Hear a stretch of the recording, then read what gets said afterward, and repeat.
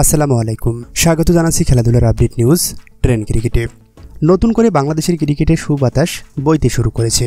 বাংলাদেশের ক্রিকেট বোর্ডকে দুর্নীতিমুক্ত, স্বচ্ছতা ও জবাবদিহিমূলক করে তুলতে বেশ কিছু পরিকল্পনা সাজানো হয়েছে।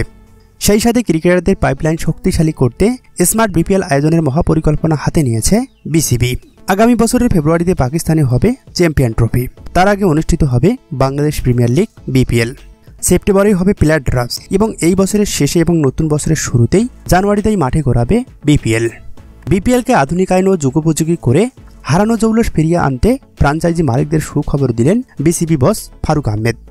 এর আগে বেশ কয়েকটি ফ্রাঞ্চাইজি দাবি তুলেছিল বিপিএলের লাভ্যাংশ বা রাজস্ব আয় দলগুলোর সাথে ভাগাভাগি করতে হবে, অন্যথায় বিপিএল বয়কটের ডাক দেবেন তারা। লাভ্যাংশ ভাগাভাগি না হওয়ায় বিপিএল থেকে ছিটকে গেছেন কয়েকটি দলও, কিন্তু তৎকালীন বোর্ড প্রেসিডেন্ট আশা দিলেও তা আর কাজের কাজ হয়ে ওঠেনি। এবার তাই বিপিএলকে দুর্নীতিমুক্ত, আধুনিকায়ন, স্বচ্ছতা এবং জবাবদিহি ফিরিয়ে আনতে দলগুলোর মালিকদের লাভ্যাংশ শেয়ার করবে বিসিবি। তো দর্শক, এমন মহাপরিকল্পনাকে আপনি কিভাবে দেখছেন তা জানিয়ে দেন নিচের কমেন্ট বক্সে।